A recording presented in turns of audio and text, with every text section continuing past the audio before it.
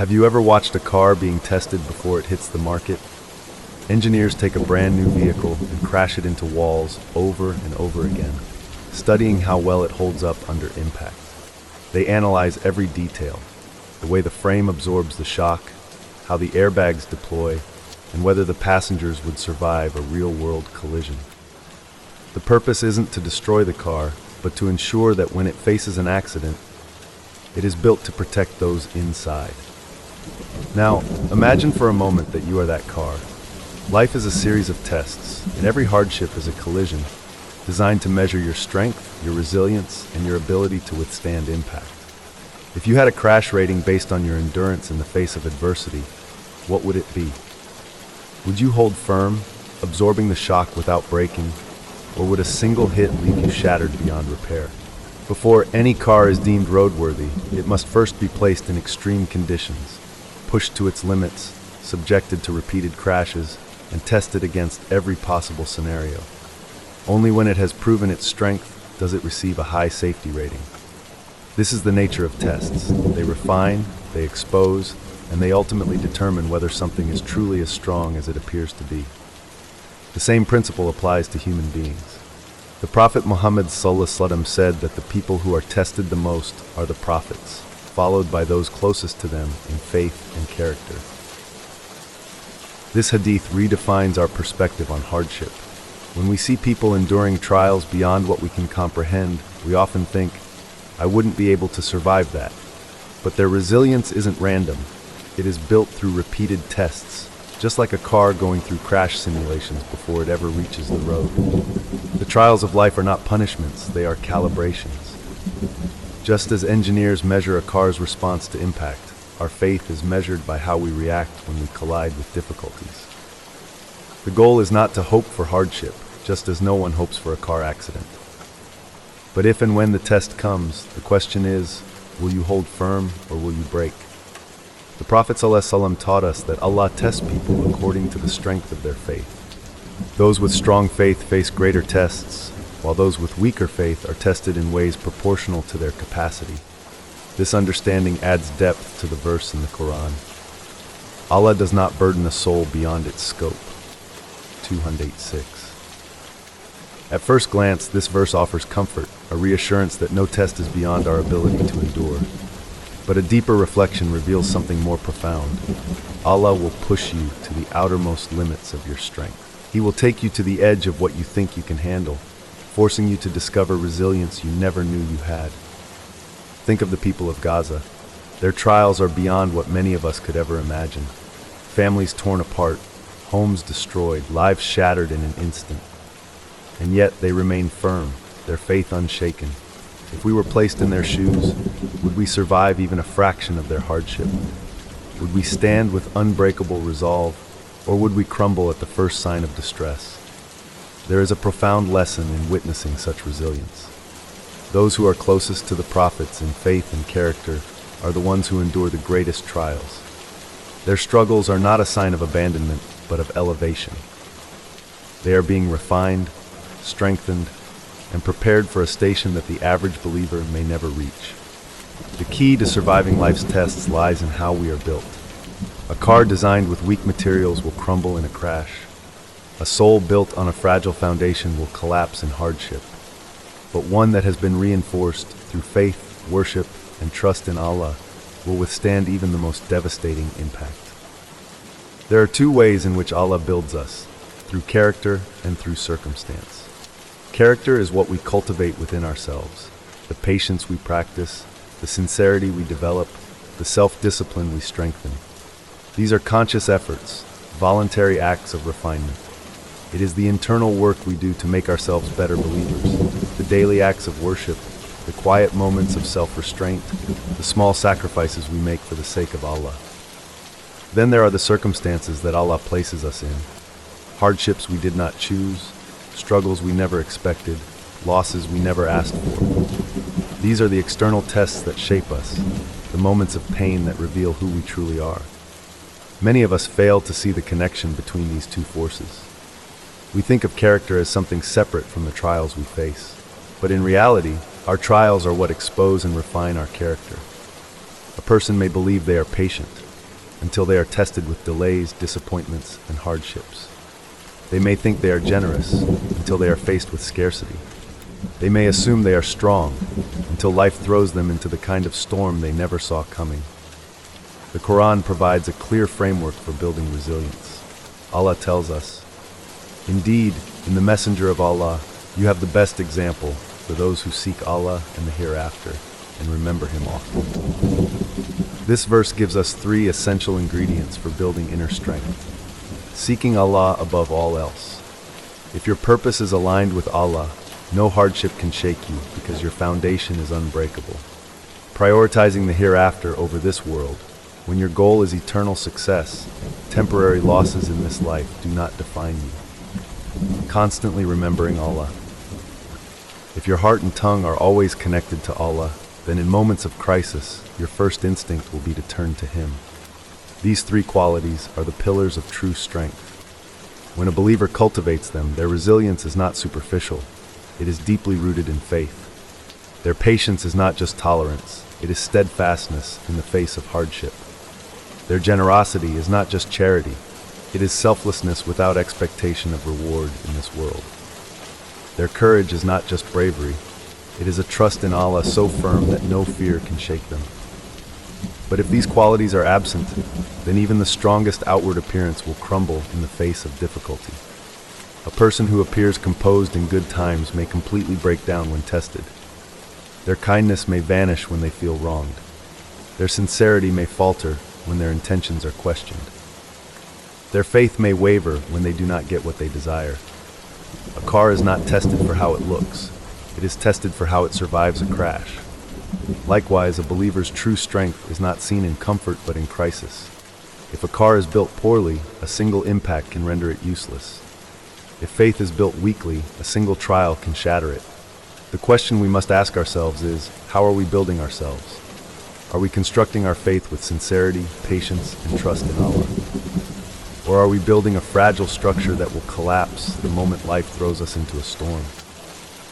A person whose faith is strong doesn't just endure trials. They emerge from them stronger, just as a car that has passed every crash test is deemed the safest on the road. Allah does not put us through hardships to destroy us. He puts us through them to refine us, to elevate us, and to prepare us for something greater. And so, when the test comes, when the collision happens, will you break, or will you stand firm, strengthened by the knowledge that every hardship is a step closer to Allah? A person's true character is not measured by how they behave in moments of ease, but by how they respond to hardship. When life is smooth, it is easy to be kind, patient, and composed. But when everything around you starts to collapse, when you are tested with loss, pain, and uncertainty, that is when the sincerity of your faith is revealed. A person who smiles when things are going well is not necessarily a person of good character. The real test comes when they are struck with difficulty, when their patience is worn thin, when their plans fall apart, when they are hurt by those they trusted. In those moments, do they remain steadfast, or do they break? The Prophet ﷺ was the embodiment of sincerity. He was not kind to people because it was convenient. He did not uphold justice because it was expected of him. He did not show mercy because it benefited him. Everything he did was purely for the sake of Allah. That is why his patience never wavered, even when he faced betrayal. That is why his generosity never ceased, even when he had nothing left to give. That is why his courage never faltered, even when he stood alone. Many people strive to be like the Prophet ﷺ in outward behavior, but the true challenge is to match his sincerity. It is easy to be kind when it gains the admiration of others. It is easy to be patient when there is something to be gained from it. It is easy to be generous when there is a possibility of receiving something in return. But the question is, would you still uphold these virtues if there were no worldly reward? Would you still be patient if no one was there to praise your resilience? Would you still be kind if it was met with hostility? Would you still be generous if it left you with nothing? This is why sincerity is the foundation of true strength. A person who only does good when there is a benefit will eventually collapse when trials strip them of all external validation. Their patience will run out. Their kindness will fade, their generosity will turn into bitterness. But a person whose heart is attached solely to Allah will continue to shine even in darkness. Allah describes this sincerity in the Quran. Those who do not wish to meet us and are content with the life of this world and feel secure in it, and those who are heedless of our signs, their final abode is the fire. 7-8. This verse highlights a fundamental truth. Those who seek only worldly gain will eventually be lost. They chase after success, wealth, and recognition, but their foundation is weak. The moment life takes a turn, they find themselves hopeless because their entire purpose was built on something temporary. But the believer does not attach their worth to this world.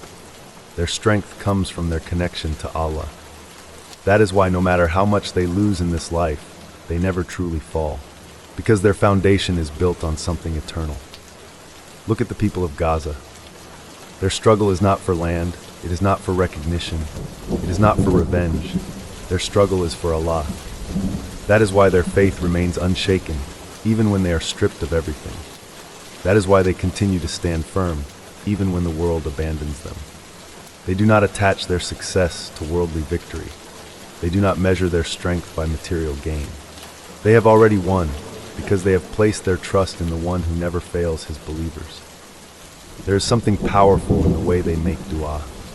They ask for victory, but they do not demand it in their timing. They do not say, Ya Allah, why haven't you freed us yet? Instead they say, Ya Allah, we trust your plan. They believe with full certainty that Allah can grant them victory at any moment. But they also believe with full certainty that if Allah withholds it, it is for their benefit. This level of trust is difficult for many to understand. People assume that faith means getting what you ask for. But true faith is trusting Allah even when the answer is different from what you expected. It is understanding that He sees what we cannot see, that His plan is always greater than ours, that His wisdom is beyond our comprehension. This is why those who struggle for the sake of Allah do not waver. Their goal is not tied to the outcome. If Allah grants them victory in this world, they are grateful. If He withholds it and grants them martyrdom, they are still grateful, because they are not fighting for this world, they are striving for the hereafter. The Prophet ﷺ endured immense hardship. He lost loved ones, he faced betrayal, he was physically attacked, he was driven out of his home, he saw his closest companions massacred, and yet he never lost sight of his purpose. He never asked, why me? Because he knew that everything he endured was part of Allah's plan. He knew that his struggles were not in vain. This is the difference between those who truly follow the Prophet ﷺ and those who merely admire his qualities. Many people want to have his strength, but they do not want to go through the struggles that built that strength. They want his patience, but they do not want to endure hardship. They want his courage, but they do not want to face fear. Strength is not something you are born with. It is something that is forged through struggle. A person who avoids difficulty, who only seeks comfort, who runs from hardship, will never develop resilience. Just as a car cannot receive a high safety rating without being tested, a believer cannot achieve true faith without being placed in situations that test them. This is why we must embrace discomfort for the sake of Allah, not because we seek suffering, but because we know that growth only happens through struggle. Fasting teaches us discipline. Standing in prayer late at night builds endurance. Giving charity when we are struggling financially strengthens our reliance on Allah. Every act of voluntary hardship shapes us into stronger believers. So when the test comes, when life throws you into difficulty, how will you respond? Will you question Allah's wisdom, or will you trust His plan? Will you break under pressure, or will you stand firm? The hypocrites in the time of the Prophet ﷺ were exposed through the battles of Uhud and Tabuk, not because they died, but because they found excuses not to fight. They looked for ways to avoid discomfort.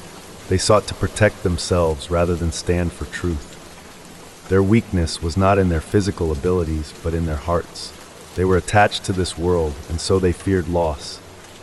But the true believers stood firm, even when the odds were against them, even when they were outnumbered, even when victory seemed impossible, because they were not fighting for themselves. They were fighting for Allah. And that is why, even in the greatest trials, they were never truly defeated. Because no hardship, no oppression, no suffering could take away their ultimate victory, their reward with Allah. This is the mindset we must develop. We do not seek trials, but we prepare ourselves for them. We do not wish for hardship, but we train our souls to endure it. Because when the moment of truth comes, when we are tested with loss, pain, and difficulty, we want to be among those who stand firm. We want to be among those who do not crumble. We want to be among those whose faith is unshakable. And so we ask ourselves, when the test comes, will we be ready? Will we hold firm, or will we break? Strength is not built in times of comfort. It is not forged in ease or convenience. It is shaped through struggle, through perseverance, through moments of hardship that push a person to their limits. Those who seek only an easy path will never develop the resilience needed to stand firm when life becomes difficult. Just as a car is tested before it is deemed roadworthy, a believer must be tested before they can truly claim faith. The purpose of these trials is not to break a person, but to reveal what they are truly made of. A person who only practices patience when things are going well has not yet been tested.